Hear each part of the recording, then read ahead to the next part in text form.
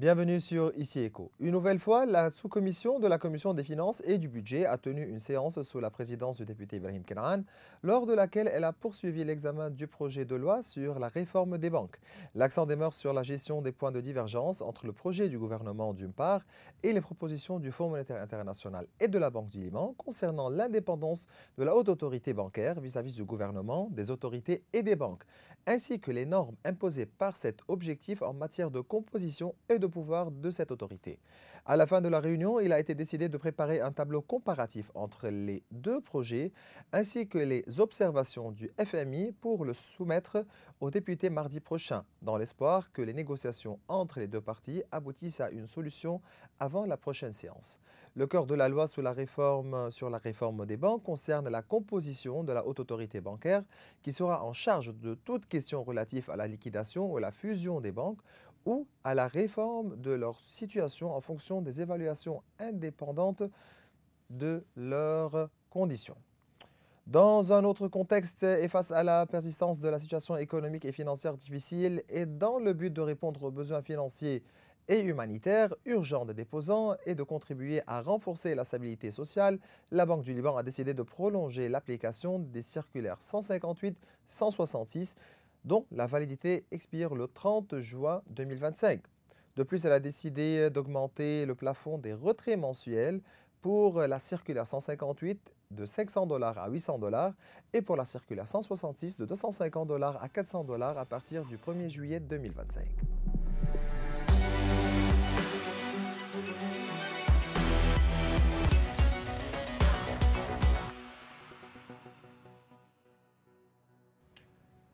Nous suivons les principaux dossiers économiques et financiers, dont le projet de loi sur la réforme des banques et les divergences d'opinion sur la haute autorité bancaire et ses pouvoirs, ainsi que l'éventuelle inclusion du Liban sur la liste noire de la Commission européenne. Nous aborderons également les scénarios de croissance pour 2025 dans un contexte géopolitique tendu avec la poursuite des affrontements entre Israël et Iran.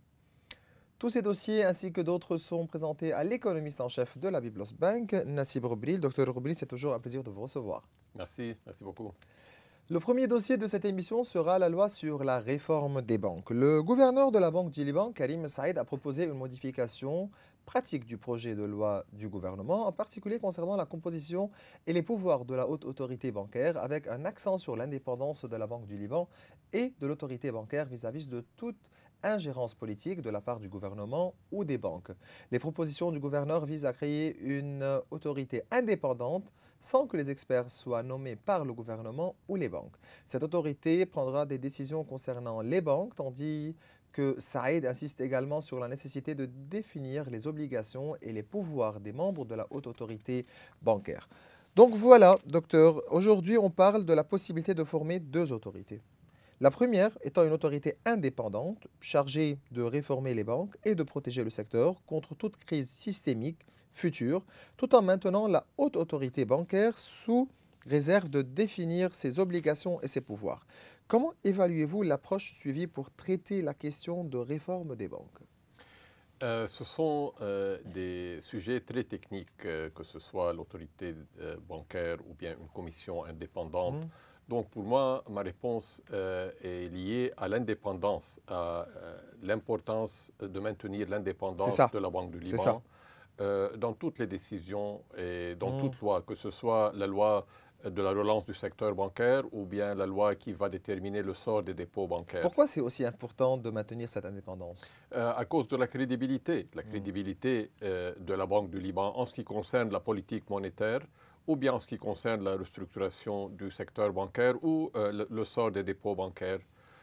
Deuxièmement, les économies à travers le monde fonctionnent mieux quand leur banque centrale est indépendante. Et non seulement selon la loi, mais en pratique. Donc, ce que le gouverneur Saïd est en train de proposer est, je crois, la bonne voie, est sur la bonne voie. Et il ne faut pas compromettre l'indépendance de la Banque du Liban sous n'importe quel prétexte. Juste pour dire que le gouverneur de la Banque centrale, Karim Saïd, précise à chaque réunion que la loi en cours d'examen par la Commission des finances et du budget ainsi que toute autre législation actuelle ou future liée à l'équilibre financier ou à la répartition des responsabilités financières doit être proposée par le gouvernement et approuvée par le Parlement, tandis que le rôle de la Banque du Liban, conformément aux articles 71-72 du Code de la monnaie et du crédit, se limite à fournir des avis et des conseils afin de renforcer l'efficacité de ces lois et d'assurer la conformité de toute législation nouvelle avec le cadre législatif bancaire existant. Aussi, le gouverneur Saïd insiste sur l'application des articles 71-72 en ce qui concerne la responsabilité du gouvernement, du Parlement et les autorités aussi, ou la Banque centrale. Mais certainement, c'est une responsabilité collective. On ne peut pas jeter la responsabilité sur la Banque du Liban ou seulement sur le gouvernement ou sur le Parlement.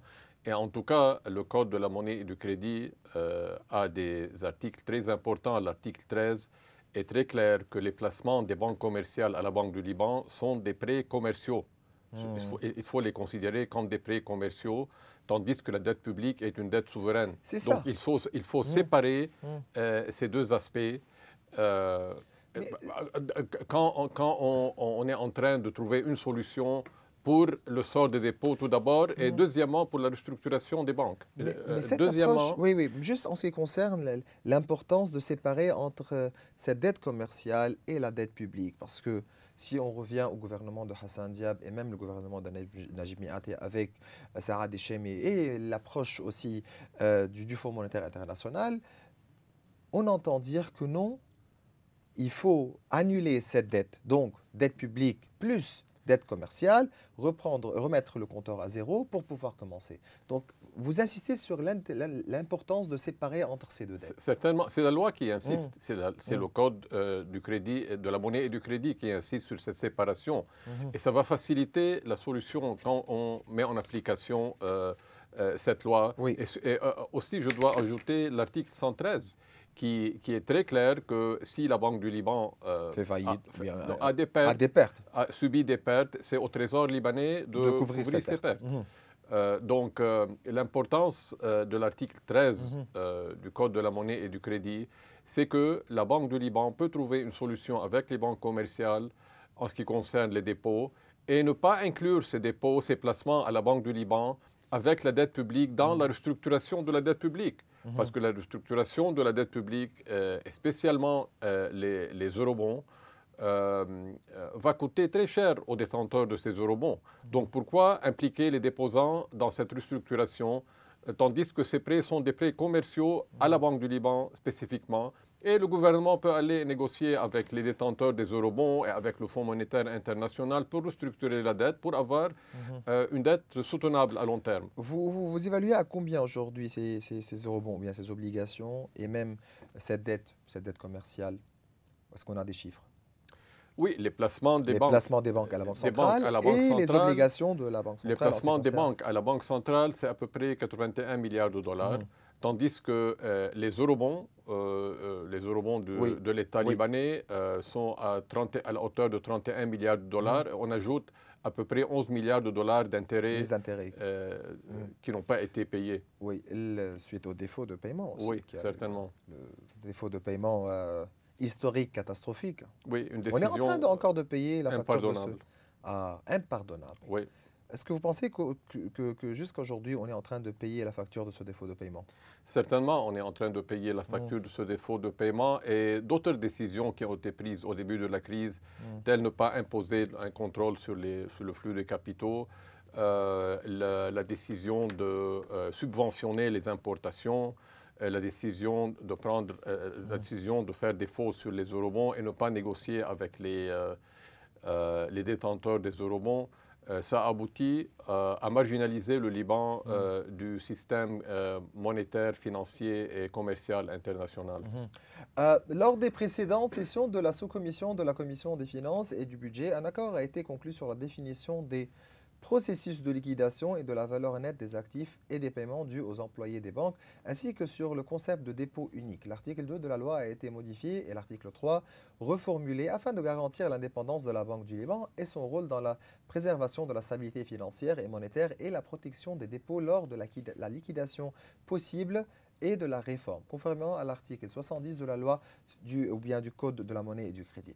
Pourquoi est-il crucial que le gouvernement accélère la présentation du projet sur l'équilibre financier au Parlement? Moi, je n'aime pas appeler ce projet de loi équilibre financier. C'est déterminer le sort des dépôts. Ah. C'est le sort des dépôts bancaires. Parce que ce qu'on appelle les pertes à la Banque du Liban ou le trou financier sur le bilan de la Banque du Liban constitue les obligations de l'État vers la Banque du Liban. Donc jusqu'à présent, l'État n'a pas assumé ses responsabilités en ce qui concerne ses obligations vers la Banque du Liban. C'est pour cela qu'il faut considérer l'article 13 du Code du crédit et de la monnaie qui dit que les placements des banques à la Banque du Liban sont des prêts commerciaux.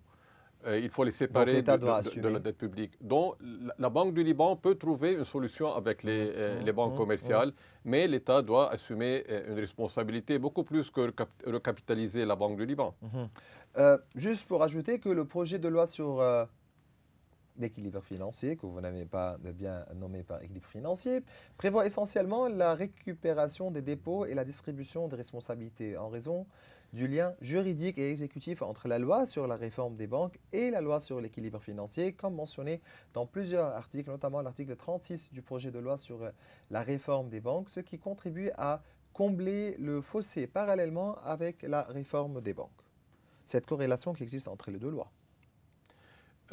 Tout d'abord, la mise en application de la loi pour la relance du secteur bancaire est liée directement au vote sur la loi des dépôts bancaires, sur les dépôts bancaires. Donc aujourd'hui, on est toujours en train de débattre les détails du premier projet et on n'a aucun détail jusqu'à présent du deuxième projet. Vous pensez que le problème sera sur le second projet? Donc, les grandes discussions, la divergence. C'est un sujet très sensible et donc je crois que ça va prendre un peu de temps et j'espère que la guerre actuelle entre Israël et l'Iran ne va pas être une excuse pour reporter ce débat-là. Parce que toujours on trouve des excuses pour pouvoir reporter ce genre de débat. Nous allons passer au second sujet qui est la décision de la Banque du Liban d'augmenter le plafond des retraits mensuels. La Banque du Liban a décidé de prolonger l'application des circulaires 158-166 dont la validité expire le 30 juin 2025. De plus, elle a décidé d'augmenter le plafond des retraits mensuels pour la circulaire 158 de 500 à 800 $ et pour la circulaire 166 de 250 à 400 $ à partir du 1er juillet 2025. Quelle est l'importance de ces mesures et quel est le financement de ces opérations? Y a-t-il des mises à jour sur les réserves des devises étrangères de la Banque du Liban?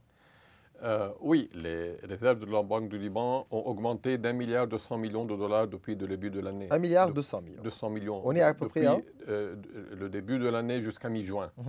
On est à peu près à 11 milliards 250 millions de dollars. Et ils ont augmenté de 2 milliards 700 millions de dollars depuis fin juillet 2023, malgré un recul de 530 millions de dollars durant les 3 derniers mois de l'année passée à cause de la guerre israélienne. Oui, ok. Donc, quelle est l'importance de ces mesures-là?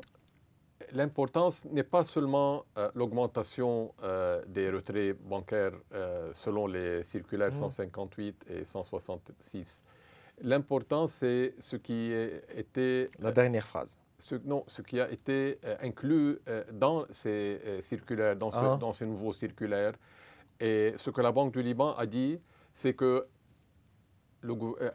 l'État prend beaucoup trop de temps pour mettre en place... Parce que c'était la dernière phrase du circulaire qui dit donc que l'État doit accélérer les mesures. Oui, c'est ça. Et la Banque du Liban n'a pas l'autorité légale pour prendre des décisions en ce qui concerne le sort des dépôts en elle-même. Donc, en attendant, la Banque du Liban a augmenté les retraits des dépôts bancaires. Mais c'est très important, oui. Ces quelques phrases dans le circulaire, elles sont aussi importantes que les nouveaux montants. Mais vous appuyez ces mesures qui sont prises par la Banque du Liban? Oui, certainement. C'est le droit des déposants. Et si la Banque du Liban avait la capacité, je crois qu'elle aurait augmenté encore plus. C'est ça, mais jusqu'à quand la Banque du Liban peut-elle continuer à financer ces retraits?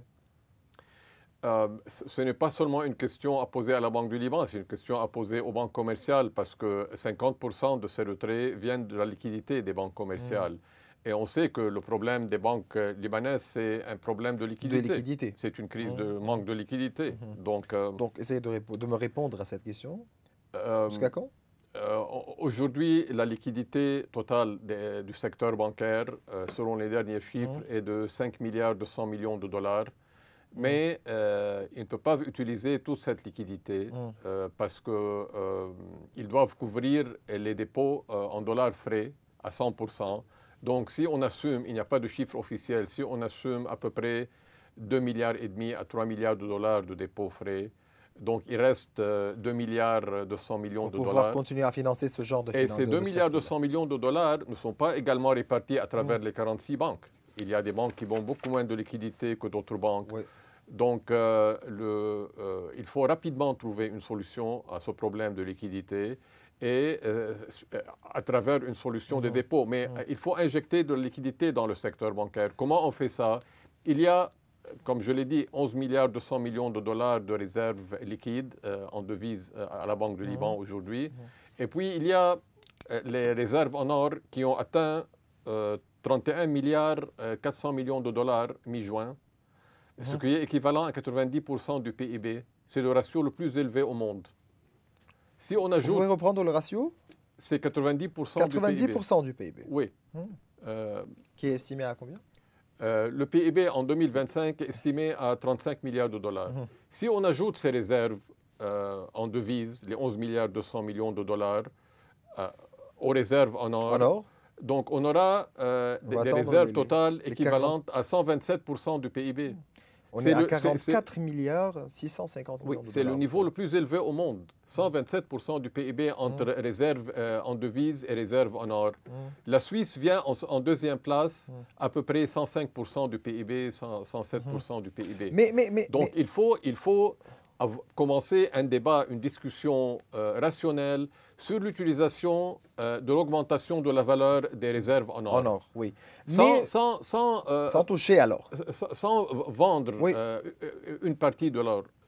Mais on peut faire ça. Il y a des mécanismes à travers les banques d'investissement mondiales où on peut placer une partie de cette différence dans des bons du Trésor et cet argent qui vient de ces taux d'intérêt sur des bons du Trésor peut être distribué aux déposants et peut injecter de la liquidité dans le secteur bancaire. Mais ces retraits ne sont pas la solution. La solution réside dans la relance du secteur bancaire. Mais certainement. Mais la solution du secteur bancaire, la relance du secteur bancaire passe à travers l'injection de la liquidité dans les banques, à travers certainement l'augmentation du capital, mais aussi à travers une solution pour les dépôts qui utilise les réserves à la Banque du Liban. Ces 11 milliards 200 millions de dollars, ils n'appartiennent pas à la Banque du Liban, ils appartiennent aux banques commerciales, ils appartiennent aux déposants. Donc, ce sont les dépôts. Ils appartiennent aux déposants. Oui. Et il faut commencer à avoir un débat rationnel sur la possibilité d'utiliser la valeur en or. On ne peut pas avoir une valeur en or à 90% du PIB et continuer à regarder passivement. Ce sont des avoirs non productifs à présent. C'est clair. Troisième dossier, l'ajout du Liban sur la liste noire de la Commission européenne. Malgré les progrès réalisés par les autorités libanaises dans l'adoption des lois nécessaires, comme la modification de la loi sur le secret bancaire et l'approbation imminente de la loi sur la réforme du secteur bancaire, ainsi que les efforts pour restructurer le secteur, ces étapes devraient permettre de sortir le Liban de la liste grise. Pourtant, la Commission européenne a inscrit le Liban sur la liste noire. Que signifie cette étape? L'Union européenne a été très claire. C'est vrai, elle a sa propre méthodologie et elle a évalué la situation au Liban, mais elle a basé sa décision sur les raisons pour lesquelles le GAFI a mis le Liban sur la liste grise l'octobre dernier. Et les raisons découlent du fait qu'on a non seulement une économie cash, mais on a une économie de l'ombre que Ernst & Young a évaluée à 20% du PIB. Donc l'économie de l'ombre, spécialement dans le secteur financier non légal, a contribué à mettre le Liban sur la liste grise et a contribué à mettre le Liban sur la liste des pays à haut risque de l'Union européenne. Mais que signifie cette étape? Et Avant de poser cette question, quelle est la différence entre l'inscription du Liban sur la liste noire de l'Union européenne et l'inscription précédente sur la liste grise de Gafi? L'Union européenne a été très claire que c'est vrai que le Liban est en train de commencer ses efforts pour mettre en application l'accord avec le Gafi, mais ces efforts n'avancent pas assez rapidement. Donc l'Union européenne, bien qu'elle a observé un peu de progrès, elle considère que ce progrès n'est pas assez rapide et n'est pas compréhensif jusqu'à présent. Mais quelle est la différence entre les critères de la Commission européenne et ceux de Gafi dans le classement des pays? Les critères de la GAFI sont plus clairs. L'Union européenne a dit qu'elle a fait sa propre évaluation et a utilisé sa propre méthodologie, mais aussi elle s'est basée sur les raisons de la GAFI. Donc ils sont liés en quelque sorte et elle attend toujours le progrès selon le GAFI. Et par exemple, le vendredi passé, la GAFI a renouvelé le nom du Liban sur sa liste grise. Oui. Donc, pour la GAFI, il n'y a pas assez de progrès jusqu'à présent pour changer, pour Juste pour dire que le Liban n'est pas le la situation du Liban sur sa liste grise. Juste pour dire que le Liban n'est pas le seul pays ajouté à la liste noire de la Commission européenne, qui a également retiré d'autres pays de la liste grise et ajouté d'autres pays qu'elle considère non coopératifs, tels que Monaco, l'Algérie, Angola, le Laos, ou le Népal, le Venezuela et d'autres pays. Mais je dois préciser ici quelque chose de très important que ce soit la mise par la GAFI du Liban sur sa liste grise ou la mise de l'Union européenne sur la liste des pays à haut risque du Liban, ça n'a pas aboutir et ça ne va pas aboutir à ce que les banques correspondantes à travers le monde... c'était ça ma question. À fermer les comptes des banques libanaises. Quelles sont les implications de ces mesures-là, notamment au niveau des relations avec les banques correspondantes? Les banques libanaises ont des relations très anciennes avec les banques correspondantes. Elles sont en communication permanente avec ces banques, spécialement depuis la crise de 2019. Et elles ont expliqué très clairement aux banques correspondantes leur situation ici. Et les banques correspondantes savent que les banques libanaises mettent en application les mesures nécessaires selon le GAFI et que la liste grise, la mise du Liban sur la liste grise, c'est à cause de l'économie parallèle et spécialement l'économie de l'ombre. Donc, les banques commerciales, les banques correspondantes ont pris quelques mesures depuis le début de 2024, bien avant la mise du Liban sur la liste grise du GAFI en octobre dernier, à cause du rapport détaillé de la GAFI qui a été publié en décembre 2023. Mais ils n'ont pas coupé la relation avec les banques commerciales libanaises. Ils examinent beaucoup plus les transactions, mais les transactions continuent. La même chose va se passer avec la liste de l'Union européenne. Avec la liste des pays à haut risque de l'Union européenne. Je ne crois pas que les banques européennes vont fermer leurs comptes, les comptes des banques libanaises. Et déjà, depuis le début de 2024, elle était en train d'examiner un peu plus les transactions avec les banques libanaises. Et il nous reste 4 mois. Est-ce que le Liban peut-il sortir en octobre prochain de la liste grise de GAFI? Ce n'est pas nécessaire, bien qu'en l'octobre prochain, il va y avoir une évaluation, mais il y a assez de temps pour le Liban de mettre en place ces mesures-là. Et même si on arrive vers octobre et toutes les mesures ne sont pas mises en place, ça ne veut pas dire que le Liban va être mis sur la liste noire du GAFI. Je ne sais pas d'où vient cette théorie, mais ce n'est pas vrai. Notre 4e dossier, les indicateurs économiques au Liban et les scénarios possibles.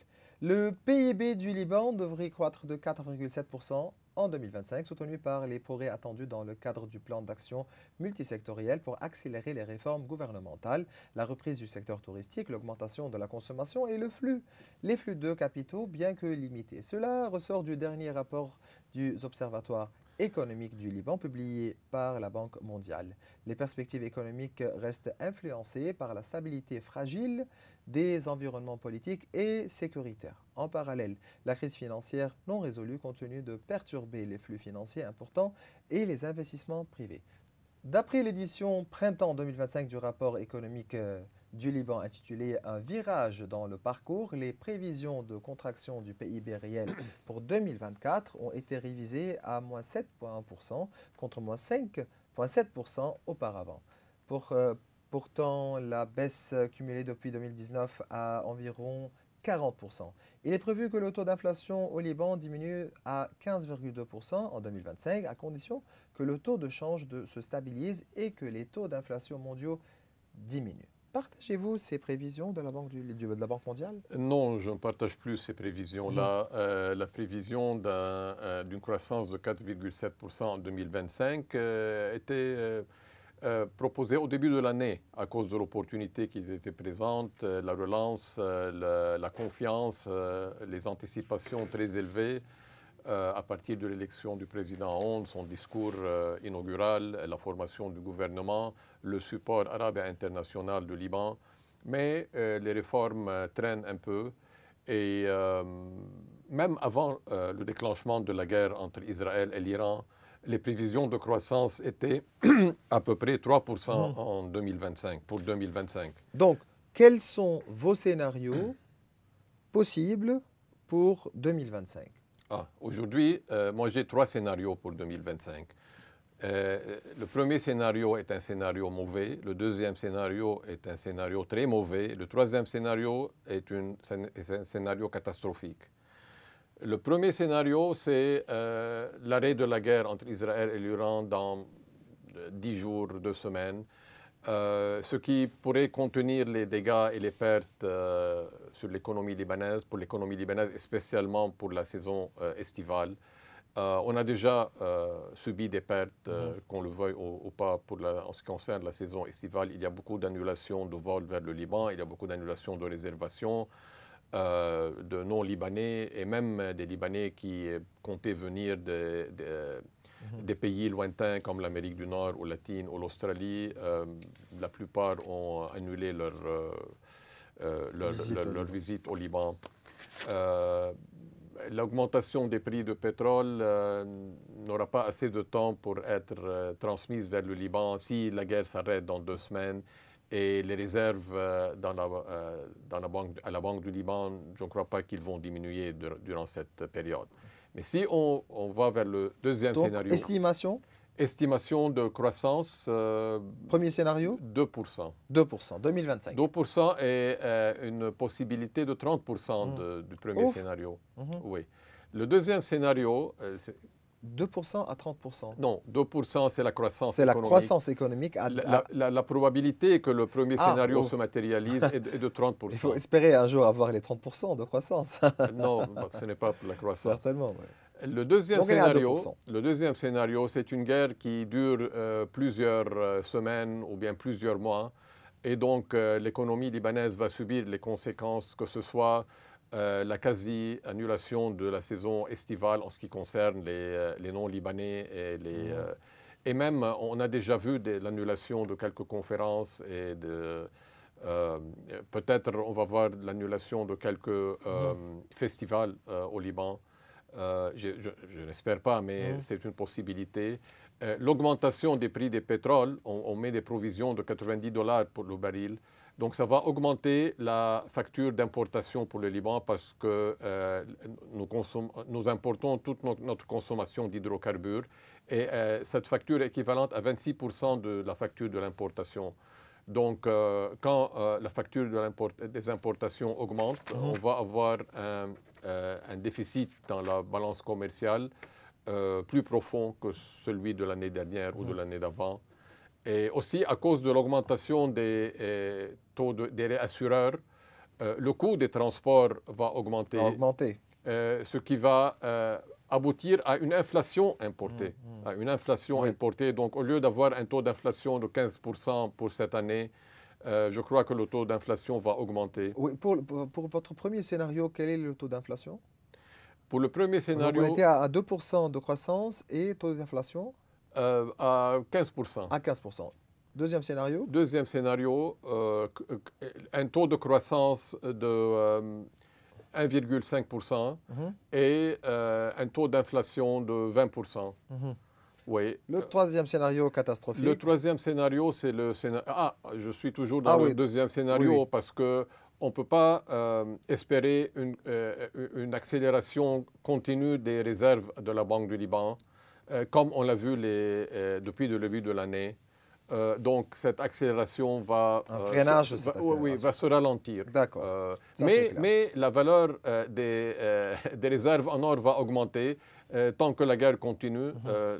Les prix de l'or mondiaux vont augmenter. Mais tant qu'on n'utilise pas cet or, ça ne veut rien dire. Pour le deuxième scénario, je donne une probabilité de 50%.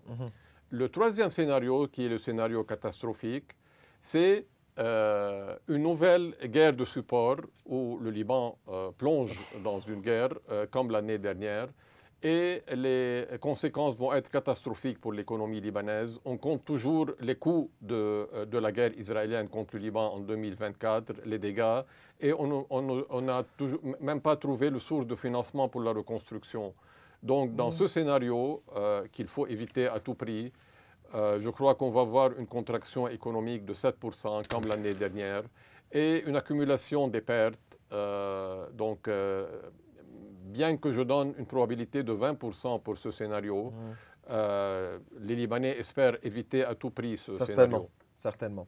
C'est toujours un plaisir de vous recevoir, Dr Nassib Roubril. Vous êtes l'économiste en chef de la Biblos Bank. Merci à vous. Bien voilà, mes chers téléspectateurs, nous arrivons à la fin de cette émission. Vous pouvez revoir tous nos épisodes sur les réseaux sociaux. Au revoir.